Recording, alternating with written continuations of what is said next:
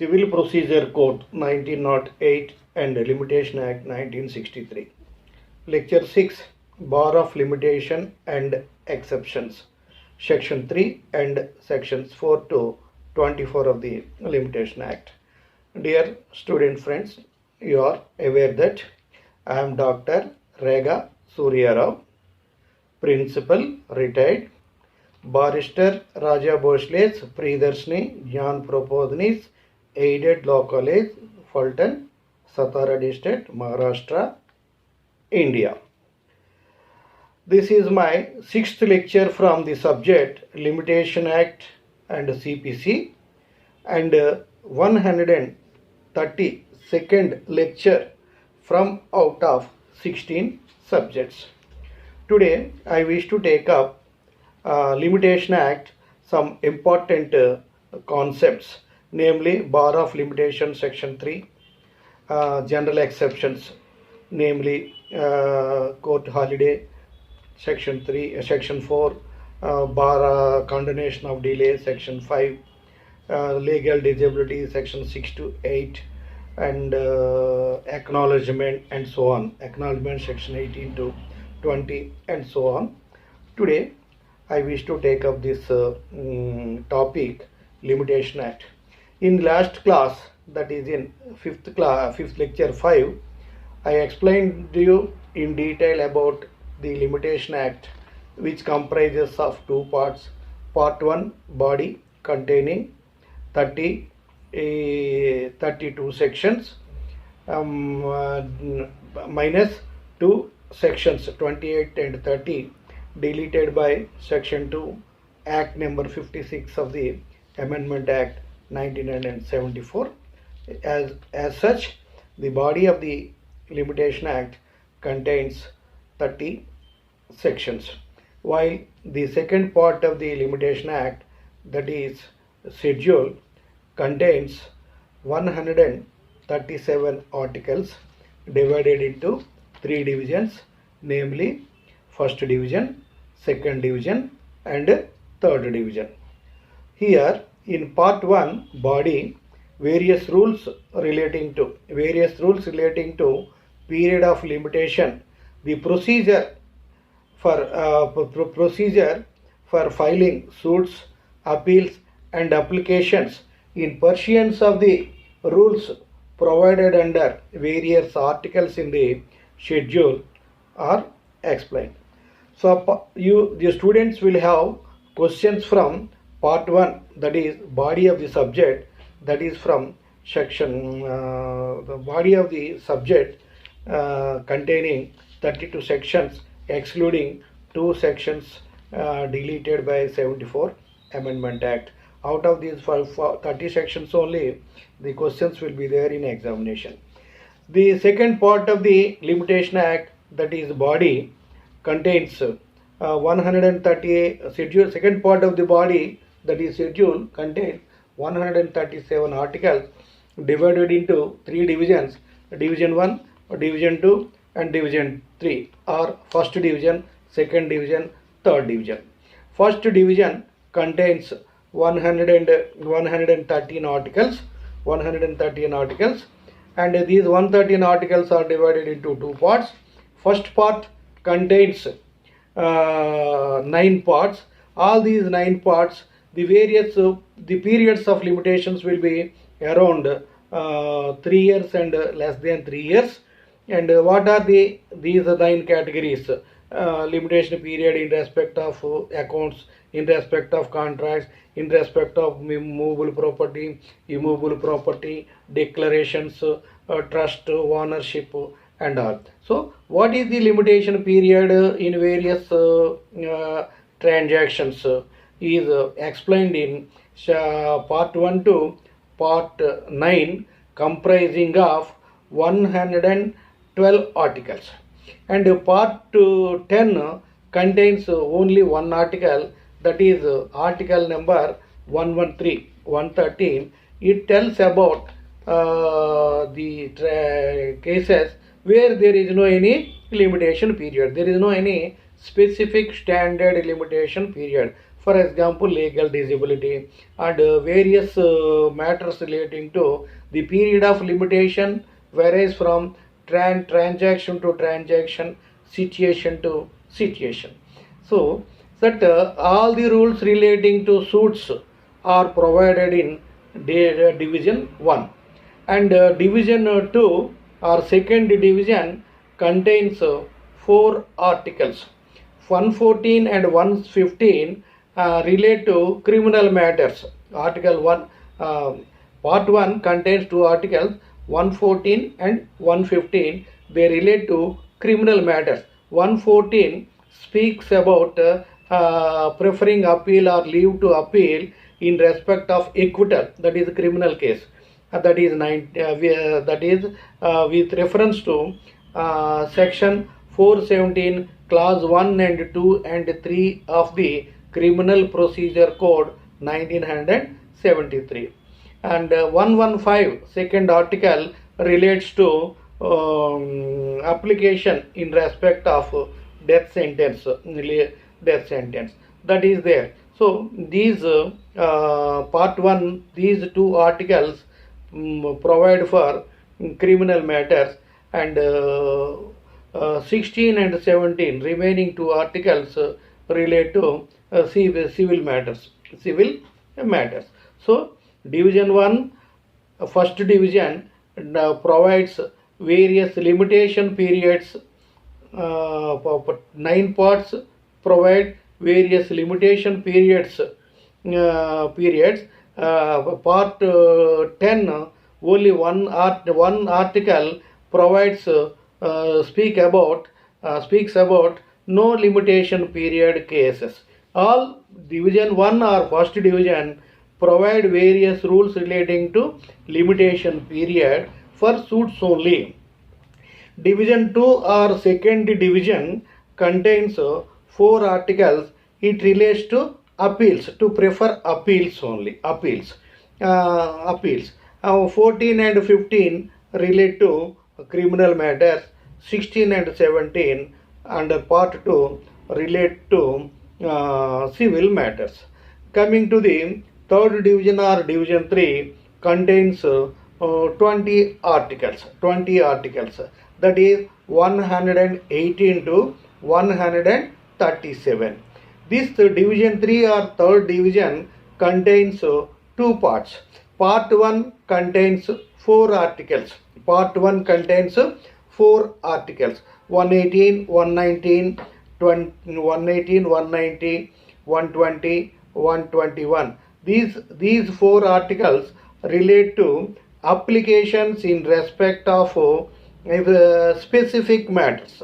From remaining 16 articles relate to application in respect of other matters. So both Limitation Act contains 2 parts. First part relate to suits, appeal and applications. Various rules relating to suits, appeal and application. What is the procedure to be followed? That is given in part 1, that is body of the Limitation Act. In part 2, that is a schedule which contains 137 articles, divided into 3 divisions. Namely, first division deals with suits, second division deals with appeals, and third division deals with applications. Dear friends, these depending upon the nature of the case, nature of the issue, some articles or sections relate to suits, appeal and application. Some articles or sections or appeals relate to suits and applications only, not appeals.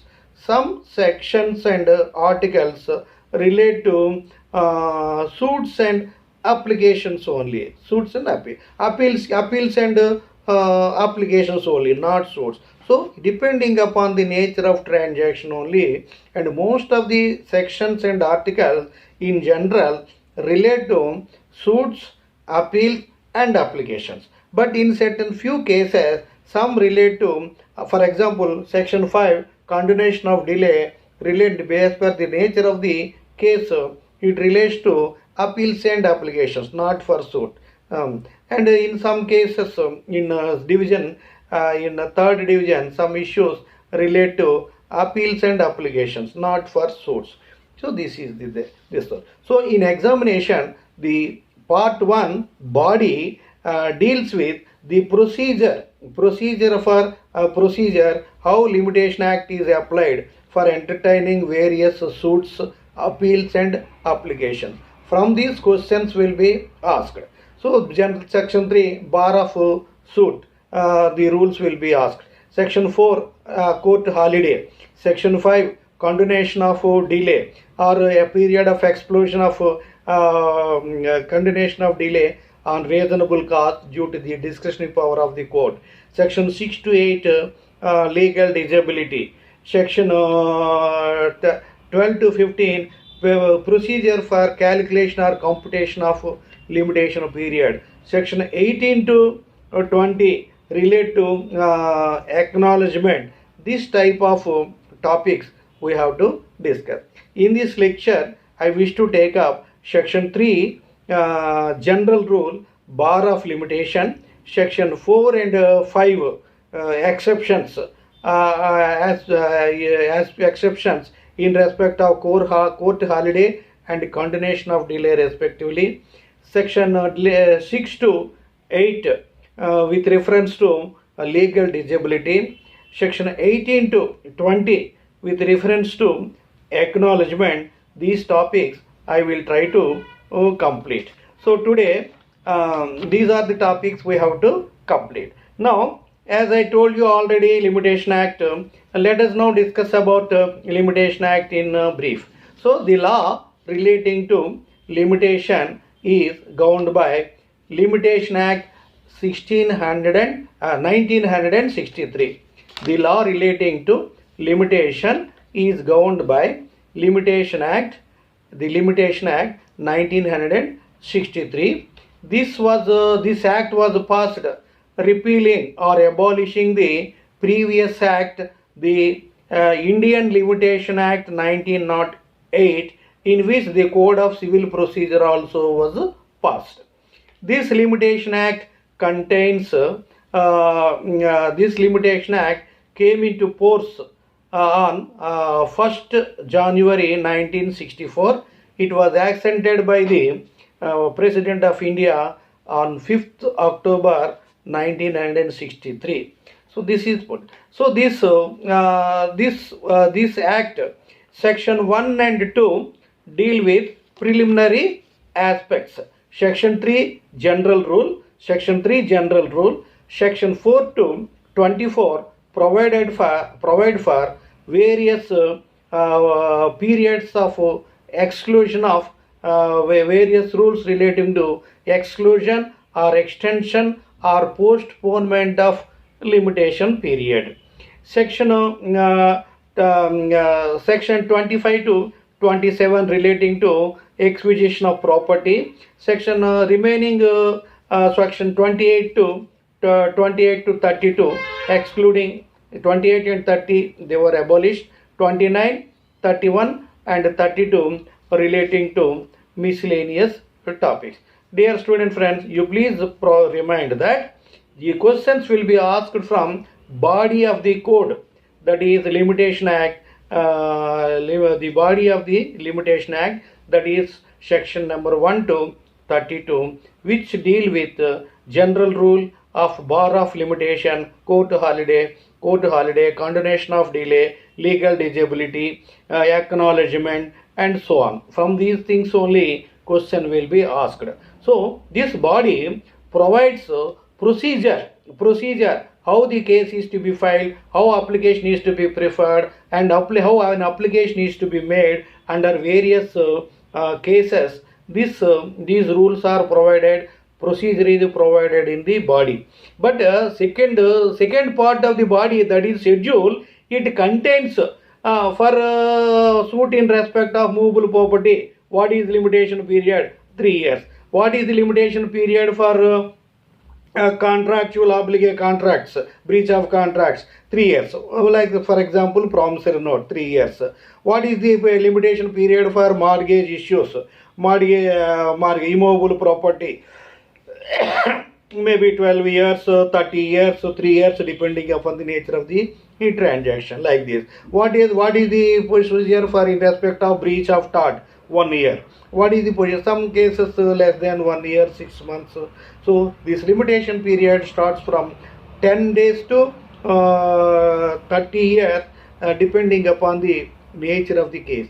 So for a particular case, what is the limitation period? Schedule will tell you. Schedule contains 137 articles. In those 137 articles, the period of limitation list will be there. But all the procedure matter, every subject is contained in body of the code. Body of the code. So this in our last class, I explained in detail about body of the code and also schedule. Today we have to take up the topic in this. So here this Limitation Act came into force, was passed in 1963. It was accepted by the President of India on 5th October 1963. It came into force from 1st January 1964. So here this section 1 relates to short title, extent and application. This act is called the Limitation Act 1963. Extent, it extends to whole of India except the state of Jammu and Kashmir at that time, because I told you previously, law, territorial law, family law, personal law, these three are different. Territorial law means a particular law is applicable to particular territory. It may be a district level, it may be a state level, it may be a country level, it may be a region level. So that particular legislation is said to be territorial law. It applies to particular area. But it may be a district, it may be a city. Suppose Mahanagarpalika rules, corporation rules are applicable to the city. District Jilla Parishad rules applicable to that particular district. Provincial law, state law, that law passed by the state legislature applicable to entire state. The central law, like IPC, CPC, CRPC, that is central territorial law. It is applicable to entire country, irrespective of Hindus, Muslims, Christians, Jews, Buddhists, etc. That is territorial law. And personal law means that a personal law is applicable to particular religion. Muslim law is applicable to Muslims, Christian law is applicable to Christian, Jews law, Jains, Jews, and different personal laws are there. The personal law means they are applicable to their personal marriage, divorce, adoption, maintenance, and all these things, minority, guardianship, etc. That is the personal law. Special law is applicable to some special courts. Suppose family law, some special law, a particular court is established under special law. The special law, that law is applicable to that. Suppose Indian Tribunals Act 1985, what are the rules and regulations are there? They are applicable to tribunals only. Juvenile Justice Act, that rules are applicable to juvenile courts. TADA law is there. It is applicable to TADA court, CBI courts. So, them special, if any court is established under some special act, the rules under that particular act are applicable to that particular special court. CBI court, fast track courts, like this. So, this is different. But whereas the rules under Civil Procedure Code, one who wants to approach the court to file a suit or appeal or application can approach the court, not only approach the court, but also special court and also quasi-judicial authority like tribunal, lok adalat, etc. But this, if he wants to approach the court of law, the limitation period will be as per the rules of Limitation Act. If he applies, approaches any special court, if any special legislation is there, as per that the limitation rules and everything will be there. If tribunals are there, for this the law of limitation is not applicable to quasi-judicial authorities like tribunals, labor courts, etc. For that, Labor Court Industrial Dispute Act is followed. So these things are to be divided. So the Code of Civil Procedure and Limitation Act are taught in one subject in majority of Indian universities. So this Limitation Act, the rules under Limitation Act are applicable to civil courts. A few provisions are applicable to, that is Article 114 and 115 under second division. Second division relate to criminal matters with subject to article section 417 A 417 class 1 and class 2 and class 3. Class 417 class 1 and class 2, that period is 90 days. Class 3, the period is 30 days. All these aspects I explained in detail in the last class. So dear student friend, this is the position, the limitation, the extent application. It applies to whole of India except the state of Jammu and Kashmir. Usually India, the Jammu and Kashmir was given independent status on political grounds, and even though the law passed by central government, that is Parliament, central legislature, are applicable to all states in India including union territories, they are not applicable to Jammu and Kashmir, because Jammu and Kashmir is given some special status. In that, as for that, the Limitation Act 1955 was applied to Jammu and Kashmir, but recently our union government headed by Narendra Modi ji abolished Article 317. To that effect, the Jammu and Kashmir Reorganization Act was passed in the year 2019. So the Jammu and Kashmir Reorganization Act, in pursuance of Jammu and Kashmir Reorganization Act 2019, all laws are applicable to Jammu and Kashmir. Now there is no any separate political entity to Jammu and Kashmir. And section 2 of the act provide for 13 definitions, namely applicant to, application, bar of limitation, easement, bar of limitation, easement, and all these aspects I explained in detail. Section 3 speaks about general rule. General rule means if anybody wants to approach court, file a case suit within the prescribed period limitation. What is the period of limitation provided in schedule division 1 or division 2 or division 3? Division 1, if he wants to file a suit as per the rules of division 1, he should file. If he wants to prefer an application as per the rules, articles of division 2, second division, he has to file. If he wants to prefer an application for revision or review, special leave, appeal, and all these things, he has to present. So suit is different, appeal is different, application is different. I told you in the last class. Suit means if a case is to be filed directly first time, that is called suit. Suppose there is a promissory note, A failed to pay, the debtor fails to repay money to creditor against promissory note, the creditor will file a case against debtor for breach of contract, breach of movable property, breach of immovable property, mortgage, lease, for all breaches, breach of commission of tort, all these things. When breach takes place, then cause of action arises. What do you mean by cause of action arises? A gave loan to B 1 lakh. If B fails to repay in spite of several remainder, then cause of action arises. When B fails to pay, no, I need not pay. When he tells, when the breach takes place, then the cause of action arises. So then he can proceed to court. That is the first case. Appeal. When one will go to appeal, suppose if the case is when plaintiff files a case on defendant, and if it is decree or order is given in favor of plaintiff, then defendant will go to defendant has lost the case, and he will prefer appeal.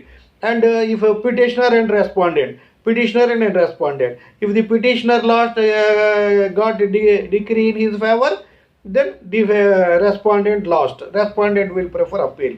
So in first stage, whoever lost the case, he will go to higher court to try his luck, to try his better luck. That is preferred. In certain cases, we use the word application. Application for injunction, application for writ, application for special leave, application for mercy, and all these things. There are various application for revision, review, application for transfer of the cases. The plaintiff or defendant may say he won't get any justice. This case may be transferred to some other case. That for that application may be there. He may file an application for injunction to do some act, requesting the court to do an act or not to do an act.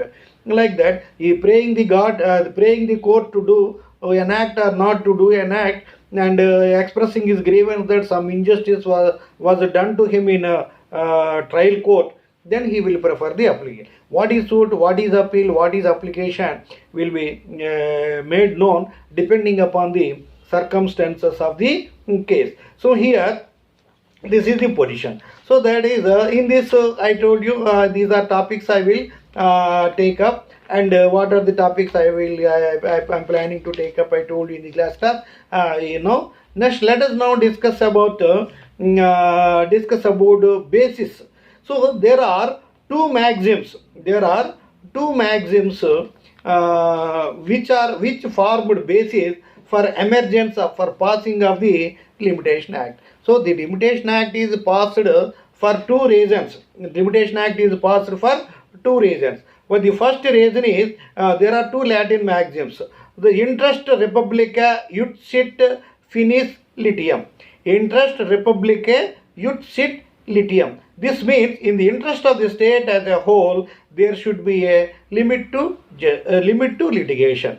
According to interest republica ut sit litium, finis litium means in the interest of state there must be a limit to litigation. So litigation means disputes between the parties must be cleared as early as possible. There should not be any delay. There should not be any inordinate delay. If any aggrieved is there, if any injustice is done to anybody, you should go to the court as early as possible. If he doesn't go to court within a prescribed time, if he sleeps for decades together, generations together, and the litigation will continue even after the death of the parties, it will go to legal heirs for so many generations. That is why in the interest of state, there must be a limit to litigation. Secondly, the second one is vigilantibus non-dormantibus jura subvenient. Vigilantibus non-dormantibus jura subvenient. This means the law will assist only those who are vigilant with their rights and not those who sleep upon it. So the state is there, law is there. The purpose of state and law is to protect the individuals, so citizens of the country, citizens of the state. So if they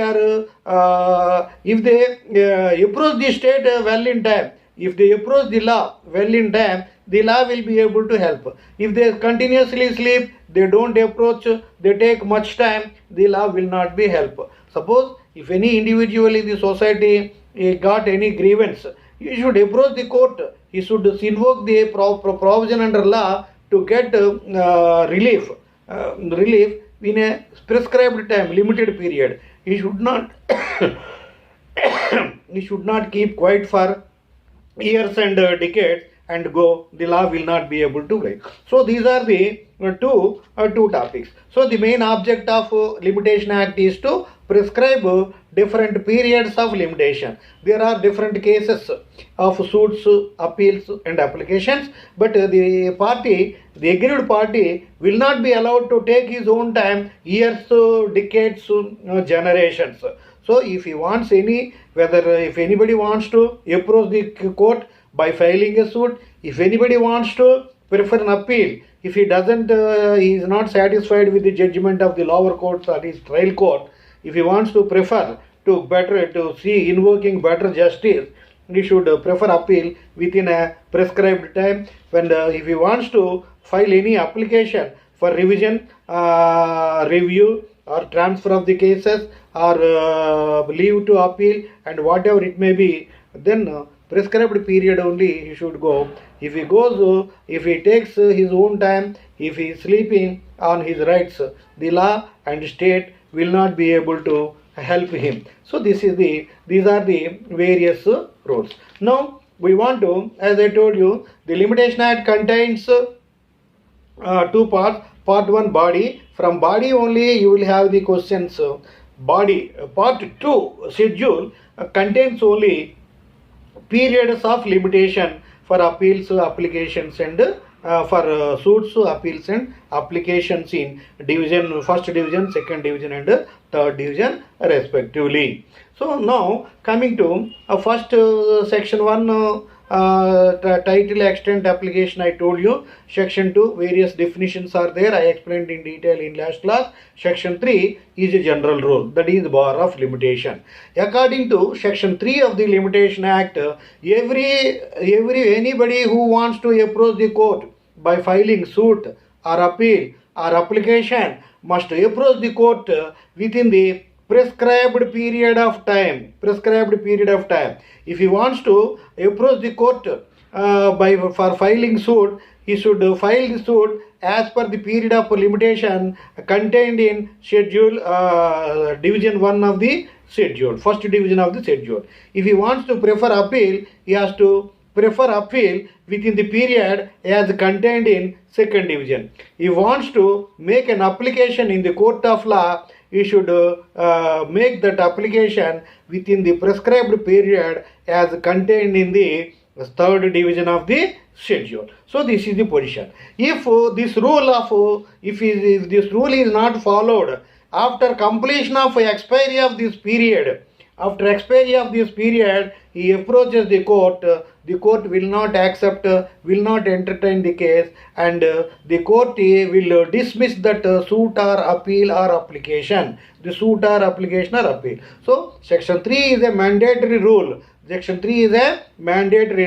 The court of law should dismiss any suit or plaintiff's plaint or appeal or application if he has filed that after the period of limitation. Just like that, if office is closed by 5 o'clock, if we go to the office after 5 o'clock, nobody will entertain our this thing. That is that. So like that it is so. So now this limitation period is this limitation. Once limitation this rule is mandatory. One limitation period is started, it will not stop.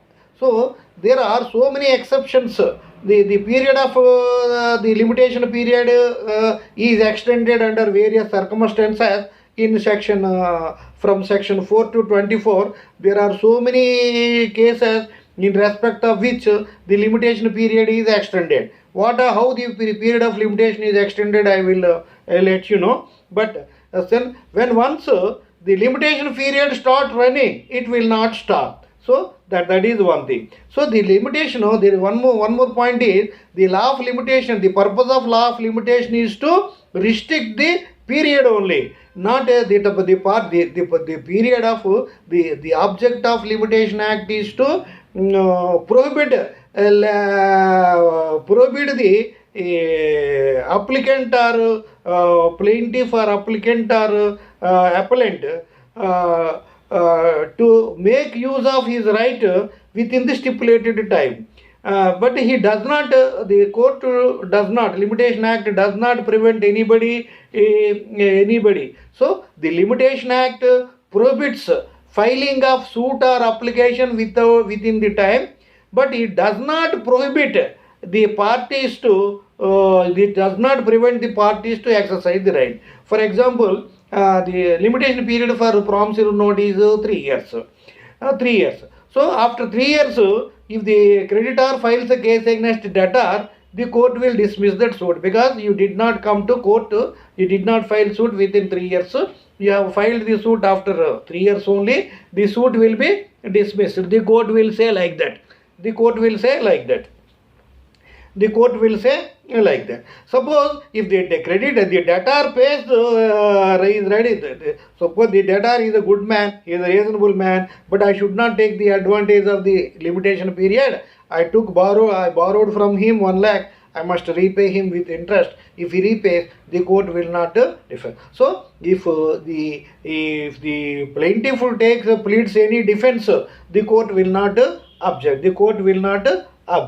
So this is. So this was the Supreme Court said the Supreme Court said in the Supreme Court that the Limitation Act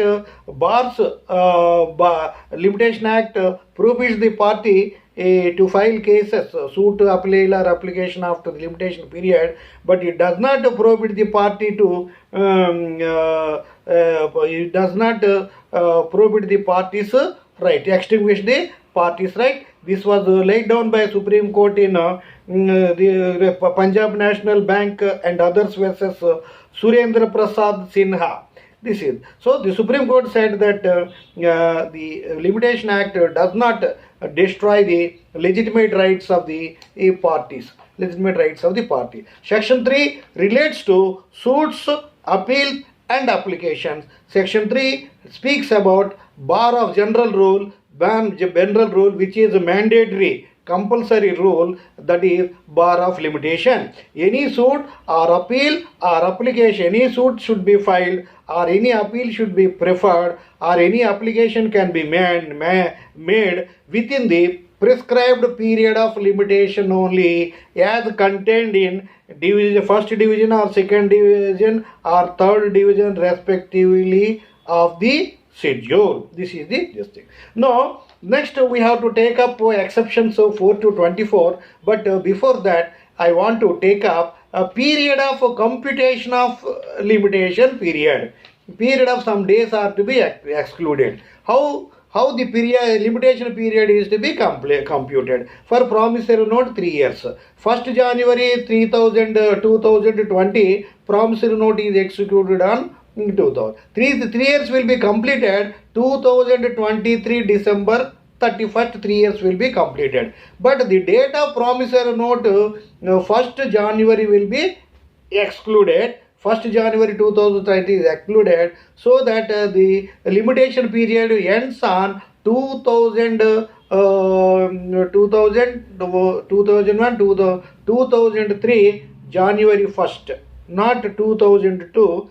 2000 1 year, 2001 second year, 2002 second year. As per length of time, 31st December 2022, 3 years will be completed, because the date of promissory note 1st January 2020 is excluded. The period of limitation will be 1st January 2003. On that day, the limitation period can be even last day also can be utilized by the party to file a case. But the defendant should not say that whether he is sleeping all the days, why he did not file a case, he cannot say. But the party who is invoking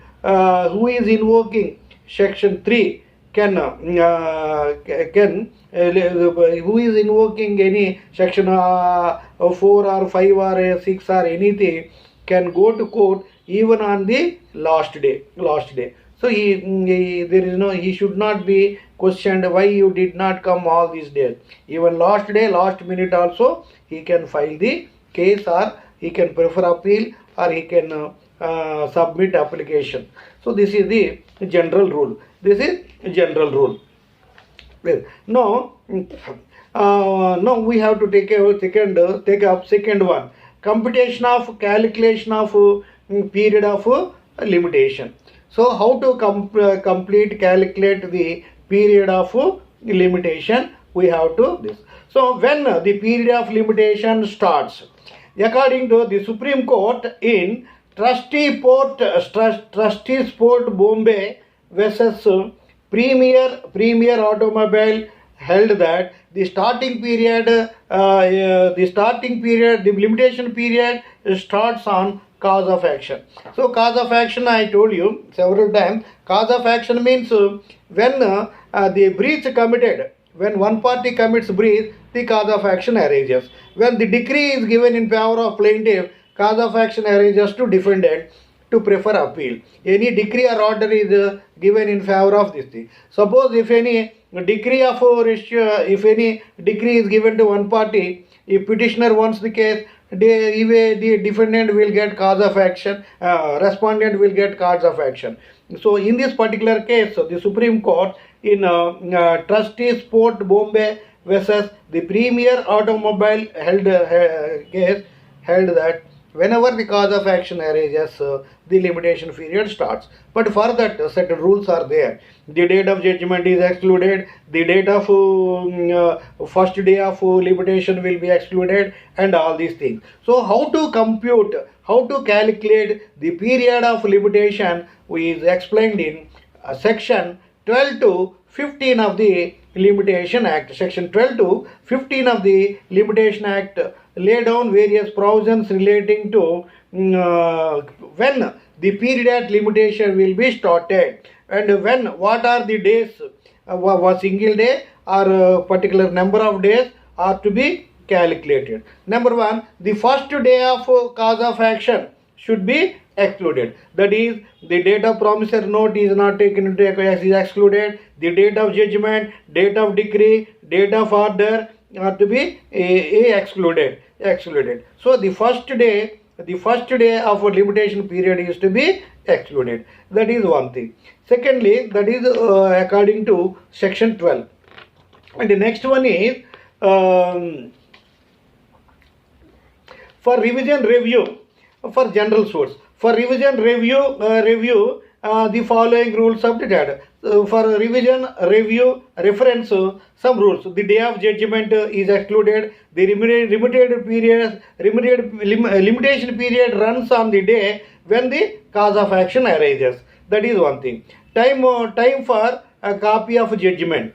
So then according to 12, when they suppose the time is given 60 days for appeal or 90 days for appeal, for example. Today the judgment is pronounced, decree or order is pronounced. That is excluded. So when the party, when the defendant wants to prefer appeal before higher court, he should have the order copy or judgment copy. So for that order copy, decree copy, judgment copy, he will apply to the court to prefer appeal. For the court will take some time. Sometimes the court will issue order copy, judgment, decree copy within a short period, sometimes a late period. What is the period taken by the, what is the period he should apply to the decree copy, order copy within the reasonable time only. He should not apply for order copy, reason copy for long time and thereafter apply. It is not allowed. So the delay, if any, in getting order copy or decree copy to prefer appeal before the higher court, the delay, if any, from court, that period will be excluded. If the delay from the party incumbent should not be excluded. So what is the time required for order copy or decree copy to prefer appeal? That period is to be next, section 13. According to section 13, some persons wish to file pauper suits because he is financially ill, he has no money to pay court fee stamp. Article 33 Rule 1 of Civil Procedure Code lay down various provisions relating to pauper suit. By the time the act was code was passed, the person whose property is less than 1,000 will be a pauper. That is not correct today.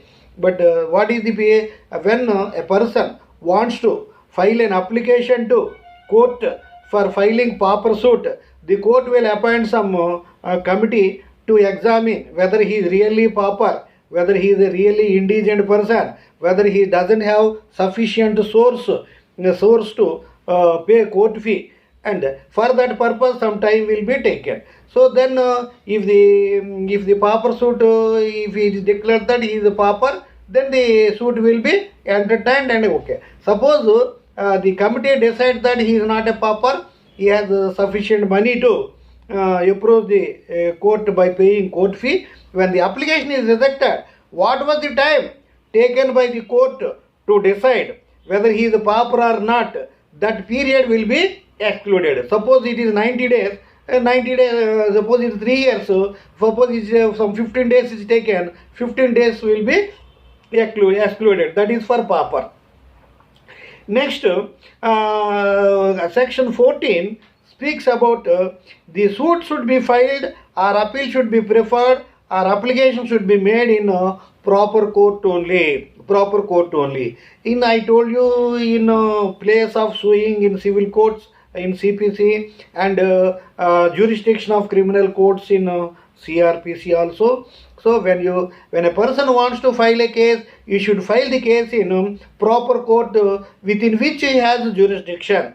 So the court he must be competent to try the case with reference to jurisdiction, with reference to pecuniary value only. Suppose the court is having power to decide the case up to 50 lakhs, he files a case for 1 crore, that after pending, after some time, the court will say, no, this is not proper court, you should go to another. Sometimes what happens is the case will be transferred from one court to another court, and that period, what is the period taken for filing a case in a wrong court, having no jurisdiction, that period will be excluded according to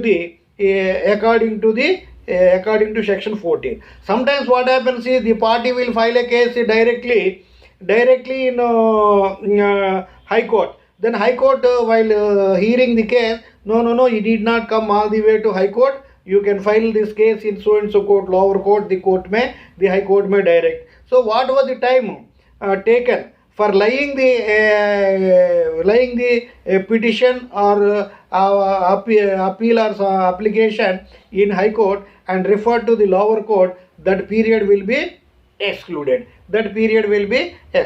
Sometimes in Bhopal gas tragedy, what happened when Bhopal gas tragedy took place, Indian government filed a case in US District Court, and US District Court said, no, you need not come all the way to America to file case, and you can file the case in your local district court, and thereafter the case was filed in a local district court. For that purpose, what was the time spent in connection with filing case in US court, that period will be excluded. This is 12, 13, 14 over. Then 15, sometimes what happens is when the person wants to pay for an appeal or file a case, they wants to pay for an appeal or application due to some technical problem.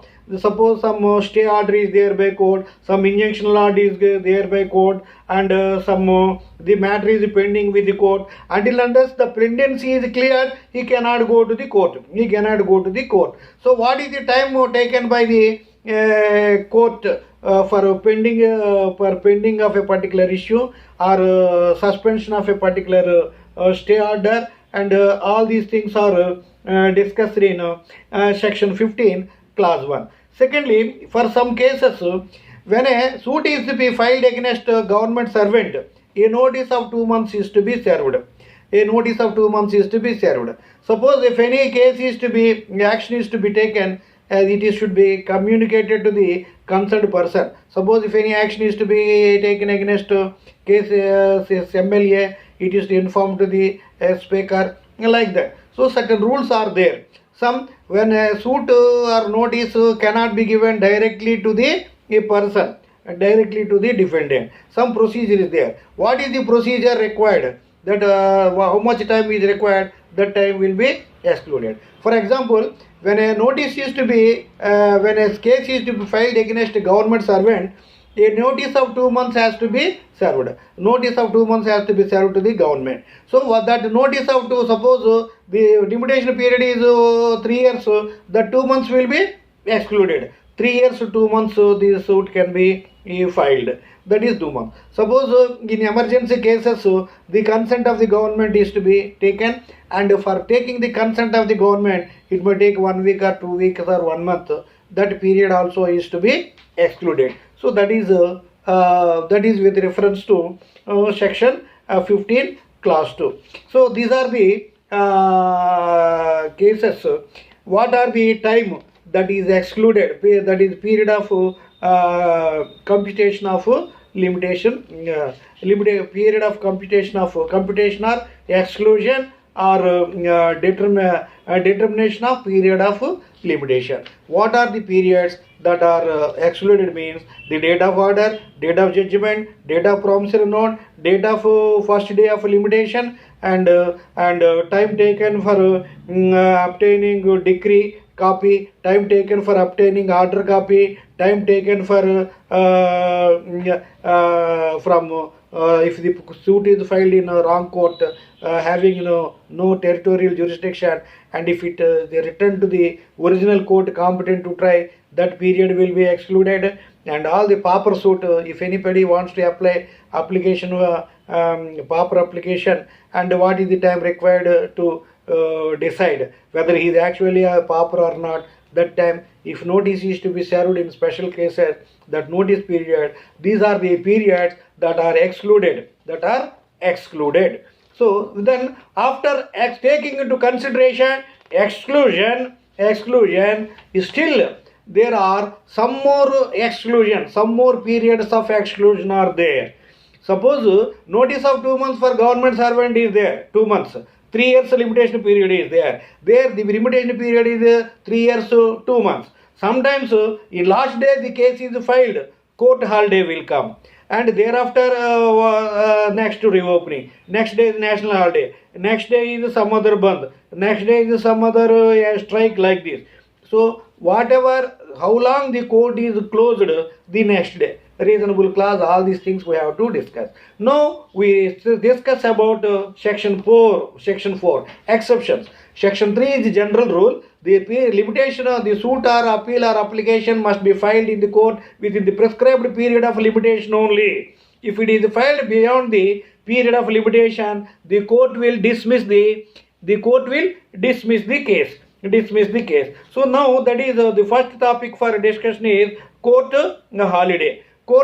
Suppose the promissory note is there, last day, last 2020 January 1st promissory note is executed, 2022 31st December 3 years is completed. The first date of promissory note is excluded. Now the last day is 1st January 2023. The plaintiff approaches the court, went to court to file a petition. On the day the court is holiday. Then he can file on 2nd January. 2nd January is some national holiday. Then 3rd, some state bandh or Andhra bandh. And next day some court vacation started. So it may be 1 day, 2 days, how long the court is closed after so many days, nearly 15 days or 20 days, whatever may, after 1 month the court is open. On reopening he can file a case. If he wants to file a case on that particular day 10 to 5, some up to 4 the court worked, 1 hour not worked, even 1 minute is not worked, he can make use of it. Next day he can court. So the court working day means beginning time to ending time. If any partial disturbance of the work, partial suspension of the work, it amounts to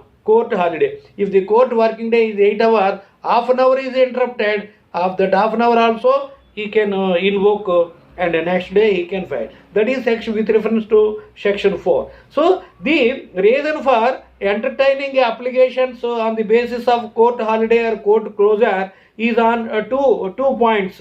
There are two underlining principles, that is lex non coget ad impossibilia.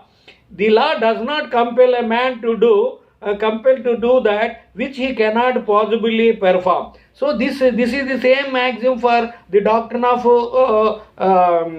frustration under section 56 of Indian Contract Act. The court or law will not compel any man to do what is impossible. So this is enshrined in Latin maxim. This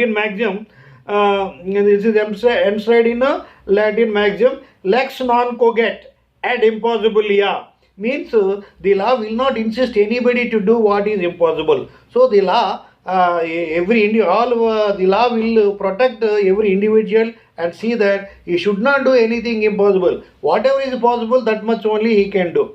Second maxim is actus curiae nominum gravabit. So an act of court shall not prejudice no man. So nobody should suffer with the act of the court. Nobody should suffer with the act of the court. Law and court will not make anybody to do what is impossible. Second one is the act of law, the act of court should not suffer. Nobody should suffer out of an act of law or out of act of court. These are the two maxims. On this basis only, the court holiday, if last day, the suit or appeal or application can be filed on last day. If the last day is closed, when the court reopens, full day, on that particular day, the case can be filed. On this basis of these two maxims, the doctrine of frustration under section 56 of the Indian Contract Act has been designed. So now second one is the continuation of delay, section 5.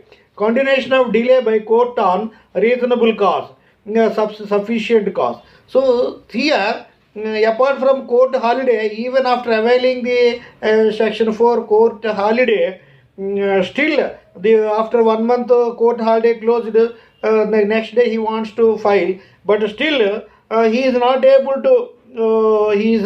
to file a case, whether after period of limitation or any time he cannot file section 5 relates to appeal and applications only. Section 5, an appellant or applicant can invoke the plea under section 5 of the Limitation Act for preferring appeal and application, not for suit.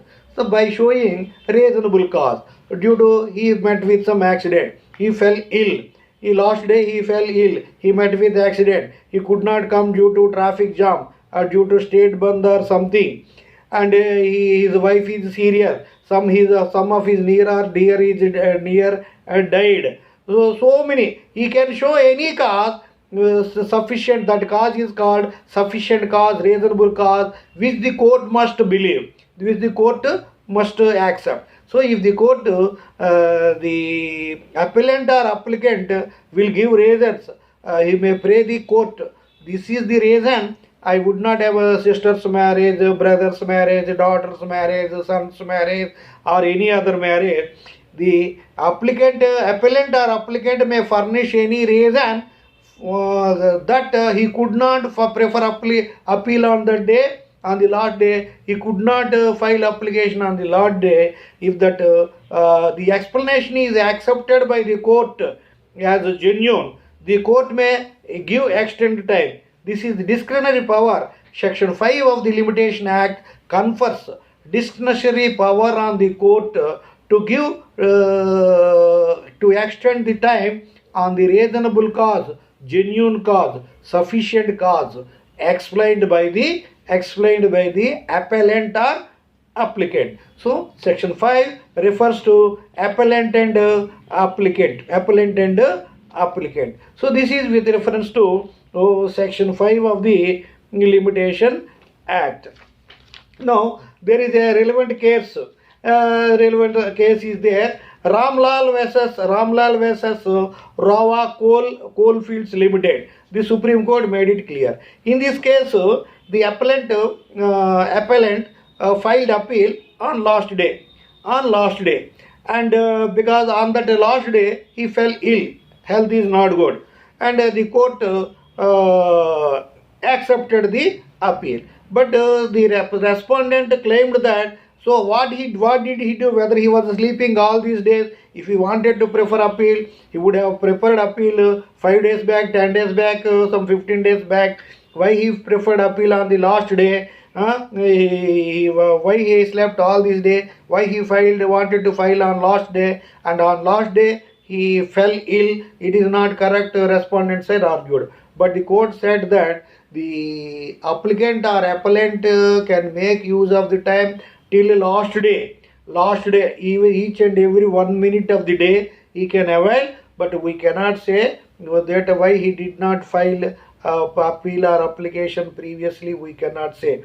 The court was said. So if the appellant or applicant would not able to file appeal, prefer appeal or file application for particular relief, he could not do it due to some cause, reasonable cause or sufficient cause, accident or band or wife's illness, son's marriage, daughter's marriage. He may furnish any reason. The court should acknowledge that reason. the court must be convinced. Then the court will have discretionary power to extend the time and entertain the appeal or application. So this is on two principles. So the extension should be given, so should not be given so easily. When the court wants to give such time, basing on it should not be given so easily. The court must examine very carefully. In one way it should try to give. At the same time, it should not dismiss the application so easily. The court must think and act with reference to entertaining the application under section 5, invoking section 5 to accept the appeal or application on the basis of reasonable cause, sufficient cause furnished by the applicant. So this is the position, section 5. So here, this is section 5. Any appeal or application can be preferred by showing sufficient cause or reasonable cause, accepting Article 21 of the Code of Civil Procedure. This section 5 relates to appeals and applications in all cases. But the applicant or appellant is not allowed to invoke plea under section 5 in one case, that is Article 21 of the series Code of Civil Procedure, which speaks about execution of decree or order. Suppose the court gives decree or order in favor of plaintiff or petitioner, and the defendant in case of plaintiff and respondent in case of petitioner. If the decree is given, a decree or order is given in favor of plaintiff or petitioner, the defendant in case of plaintiff and respondent in case of petition should honor the court order and meet the liability. If the defendant in case of plaintiff and respondent in case of petitioner do not meet the liability, the defendant or the plaintiff or petitioner will apply to the court for execution proceedings. Suppose the creditor, the court gave decree in favor of creditor against debtor to pay the 1 lakh with interest.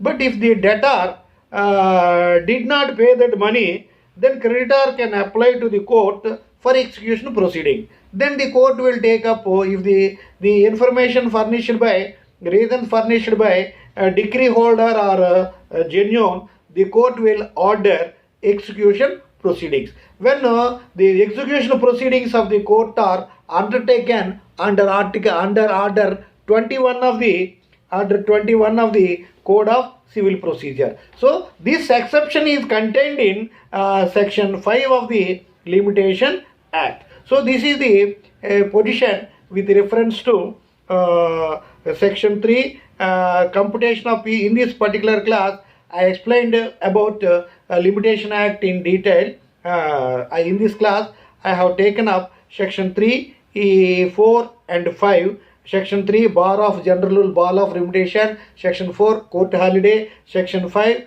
condonation of delay on reasonable cause. And section 12 to 15, calculation or computation or period of limitation. And these aspects I have covered in this class, dear friends. In next class, lecture 7, I will take up legal disability under section 6 to 9 and 6 to 9, acknowledgement under section 18 to 20, and other topics on death,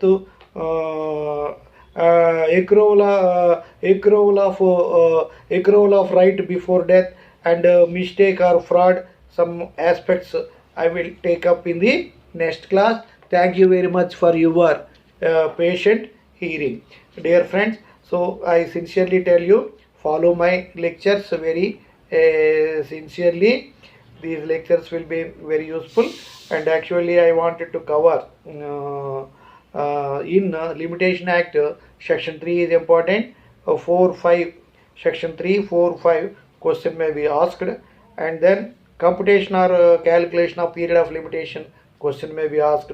Legal disability, Section 6 to 9 question may be asked. Acknowledgement, Section 18 to 20 question may be asked. Thank you very much for your patient hearing. I sincerely request you to communicate my lectures to your friends, where there are so many centers of legal education where the number of teachers are very limited. Please help them by communicating about my lectures. Please note that I am doing this work job absolutely on service motto. I wrote so many books that the what is the remuneration one would get. You may contact any publisher. Sir, publisher, I want to write some book. What is the position of remuneration? Then you will understand what he is going to tell, what you are going to receive. I don't like to tell you. I wrote several books. I don't get any royalty. Some don't think that I am doing this job for sale of books. So the sales are more or less. I am no way concerned. Secondly, I am doing this job. I gave consent to advertisements, but my classes are more than 1 hour. If your student feels bored, he can watch that advertisement for relief. But I have not. I have uploaded 132 lectures so far. I have not received even 1 rupee. To get any remuneration from this YouTube, the views should be in lakhs or millions, which I cannot expect in near future. So, dear friends, please see that I am doing this job absolutely on service motto, despite lot of difficulties in my personal life. I am doing this job that I want to. This is my ambition to deliver lectures on